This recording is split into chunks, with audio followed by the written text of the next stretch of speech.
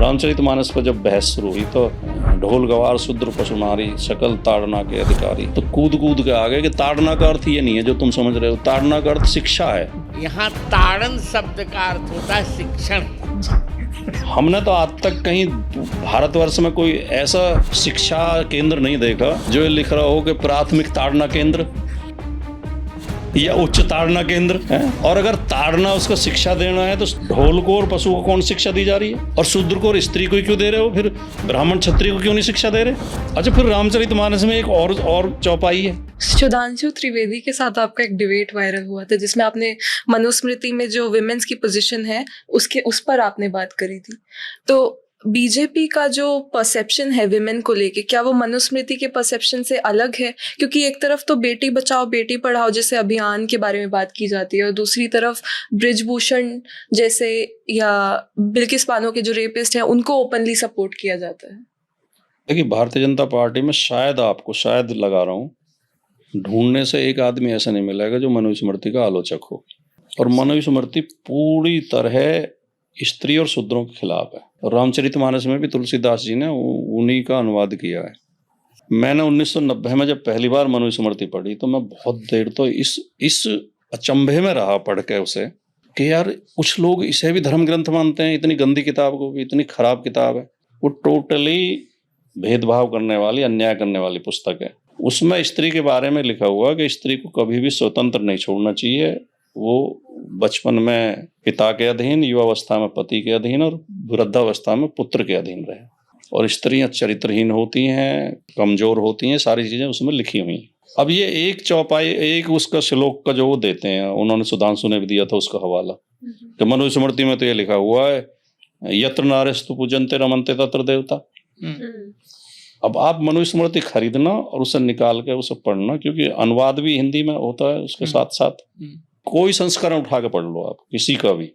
वो जो श्लोक है ये यत्र नार्यस्तु पूजन्ते, ये उस अध्याय में है, शायद अध्याय 9 है वो, जो इसमें विवाह संस्कार वगैरह लिखे हुए हैं, मतलब उसमें विवाह के बारे में दिए गए हैं। तो उसमें बताया गया कि विवाह तब करना चाहिए, ऐसे करना चाहिए, विवाह इतने प्रकार के होते हैं, वर की तलाश ऐसे करनी चाहिए, ये करना चाहिए। फिर उसमें उससे पहले का श्लोक है कि कन्या को उसका पिता, भाई और देवर आभूषणों से सज्जित करके तैयार करें, उसे सुसज्जित करें, इसे उसकी पूजा कहते हैं। और उससे अगला श्लोक है कि यत्र नार्यस्तु पूजन्ते, तो किस संदर्भ में है वो उस संदर्भ में है विवाह के समय उसे सजा धजा के पूजा करके विदा करने के संदर्भ में। वो पूजा उसको सम्मान देने के संदर्भ में नहीं है। वरना मनुस्मृति तो ये कहती है कि स्त्री को कोई अधिकार नहीं है, स्त्री पुरुष के अधीन है, पति जो है स्त्री का ईश्वर होता है, वो उसकी सेवा करे। और ये भी लिखा हुआ है मनुस्मृति में कि पति चाहे नशेड़ी हो, जुआरी हो, कोढ़ी हो, स्त्री का उत्पीड़न करता हो तो भी वो पूज्य है। और अगर कोई स्त्री पुत्र पैदा न कर पाए तो पुरुष को अधिकार है वो दूसरा विवाह कर ले, लेकिन अगर पुरुष संतान पैदा न कर पाए तो स्त्री को अधिकार नहीं है कि दूसरा विवाह कर ले। तो ये स्त्री विरोधी वो है। और ये जो लीपापोती करते हैं गलत तरीका। अब जैसे रामचरितमानस पर जब बहस शुरू हुई तो ढोल गवार शूद्र पशु नारी सकल ताड़ना के अधिकारी, तो कूद कूद के आ गए कि ताड़ना का अर्थ ये नहीं है जो तुम समझ रहे हो, ताड़ना का अर्थ शिक्षा है।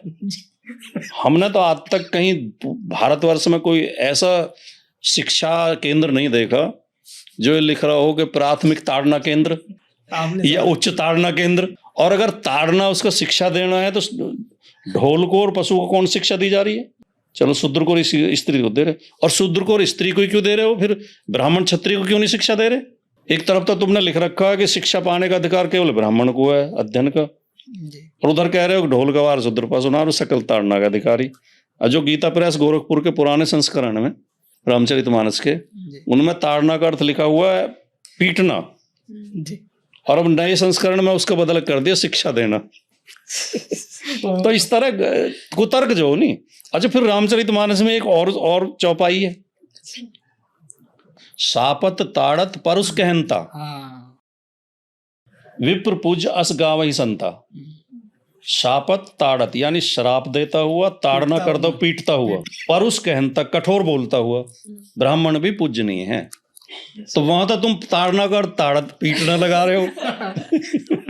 उस चौपाई में था शापत ताड़त परुष कहनता, पूज्य विप्र पूज्य एस गावई संता। तो ये कुतर्क होते हैं। ये मैं कविताएं मतलब मैंने कभी प्रयास करके कोई कविता नहीं लिखी जी नंबर एक बात। तो जी दूसरी बात, मेरी जो कविता जितनी भी मैंने लिखी है तुकबंदी, जी वो सब भाषण है। जी उसमें कोई साहित्यिक कविता नहीं है कि भाई कोई मतलब जो राजनीति में जो बात दिमाग में आई उसे कई बार कविता में उतार दिया। जी तो जो भी मेरी कविता, एक वैचारिक कविता बस एक है जो राम पे मैंने लिखी थी कि मैं अगर राम होता। देखिए, राम कहा जाता है मर्यादा पुरुषोत्तम राम, कुछ लोग कहते हैं कि ईश्वर का अवतार राम, दोनों में से कुछ भी मान लें। तो जो रामायण में 4 प्रसंग ऐसे आते हैं जिनको हम किसी भी तरह जस्टिफाई नहीं कर सकते। शूर्पणखा की नाक काटना, बाली का धोखे से बाली की हत्या करना, सीता को गर्भवती अवस्था में वन में छुड़वा देना और तपस्या करते हुए शंभुक की हत्या कर देना। जी ये 4 प्रसंग ऐसे हैं। तो मैंने इन चारों को जोड़ के ये कविता लिखी थी और ये 10 मिनट में लिखी हुई कविता है मेरी, ये भी बता दूं मैं। 10 मिनट में जी हिंदी संस्थान में बैठ के लिखी थी मैंने ये, कि मैं अगर राम होता तो कितनी भी विषम और विकट परिस्थिति में लक्ष्मण को न काटने देता शूर्पणखा की नाक। जी मैं उसे समझाता कि हम दोनों भाई विवाहित हैं और वन वन भटक रहे हैं अपने प्रतिकूल समय को व्यतीत करते हुए, अतः तुम कहीं अन्य करो अपने योग वर की तलाश।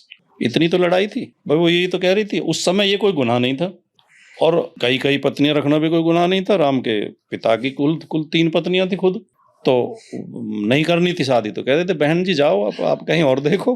तो ये दूसरा कि मैं अगर राम होता तो धोखे से न करता बाली की हत्या, बाली का वध। बाली का वध किस लिए किया था कि सुग्रीव से तय हुआ था कि मैं सीता की खोज में तुम्हारी मदद करूंगा। तो मैं अगर राम होता जी तो धोखे से न करता बाली का वध, जी बल्कि मैं दोनों भाइयों को बैठाकर समझाता, उनके बीच सुलह समझौता कराता और दोनों की सहायता लेता सीता की खोज में। तीसरा जो है, मैं अगर राम होता तो किसी व्यक्ति के आरोप पर निर्वासित ना करता गर्भवती अवस्था में सीता को। मैं उस व्यक्ति को बुलाकर समझाता कि सीता गंगा जल की तरह पवित्र है और अग्नि परीक्षा भी दे चुकी है वह, फिर भी यदि तुम्हें सीता स्वीकार नहीं तो हम दोनों चले जाते हैं पुनः वन को, किंतु निर्वासित न करता देवी सीता को। चौथा प्रसंग जो आता है शंभुक का, कि किसी ब्राह्मण पुत्र की असमय मौत हो गई थी। ब्राह्मण राजा के दरबार में आए, राम के दरबार में। उन्होंने कहा आपके राज्य में ब्राह्मणों की असमय मौत हो रही है। तो बोले क्या हो सकता है? बोले कहीं कोई शूद्र तपस्या कर रहा है, तो चलो तलाश करते हैं। तो गए तो शंभुक पेड़ पे उल्टा लटक के तपस्या कर रहा था। तो राम ने ब्राह्मणों की तरफ देखा तो उन्होंने कहा कि इसको मृत्युदंड दो।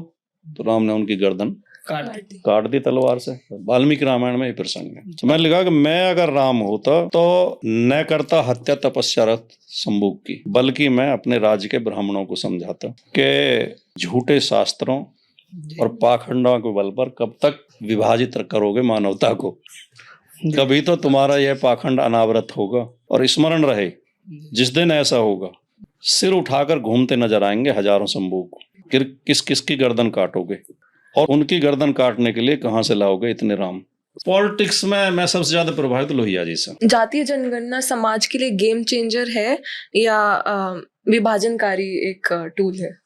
नहीं, विभाजनकारी तो है ही नहीं। बीमारी का पता लगाने के लिए टेस्ट करना जैसे जरूरी होता है, ये गेम चेंजर होगी। ये दबे कुचले कमजोर लोगों को न्याय दिलाने वाली होगी। जातीय जनगणना होनी चाहिए। आज के समय में देश का सबसे ओवररेटेड नेता कौन है? इसका जवाब देना तो एकदम से तो बहुत मुश्किल है। इसे तो पास ही कर दो आप। मायावती जी का ऐसा कौन सा बयान था जिसने आपको हैरान कर दिया? मायावती के उसी बयान ने मुझे बहुत मतलब अचंभित किया कि उन्होंने चंद्रशेखर आजाद के खिलाफ टिप्पणी की थी। क्योंकि मेरा मानना यह है कि आपकी विचारधारा कुछ भी हो, आपकी पार्टी कोई हो, आपका धर्म जाति कुछ भी हो, किसी भी महापुरुष के खिलाफ टिप्पणी नहीं करनी चाहिए। महापुरुष सबके सम्मानीय होते हैं। अखिलेश यादव जी प्रधानमंत्री बन सकते हैं, सपना है या हकीकत? सकते हैं, हटा दो आप, एक दिन निश्चित तौर पे बनेंगे, मैं गारंटी दे सकता हूँ। अखिलेश यादव इस देश के प्रधानमंत्री बनेंगे, ये मैं गारंटी दे सकता हूँ। साथियों, ये रितिका जी ने बहुत अच्छा जो चैनल प्रयास किया है और ये राउंड टेबल चैनल से आप ज़्यादा से ज़्यादा जुड़ें, इसे सब्सक्राइब करें, ये मेरा आपसे निवेदन है। बहुत सुंदर ये चैनल चला रहे हैं, बहुत अच्छा।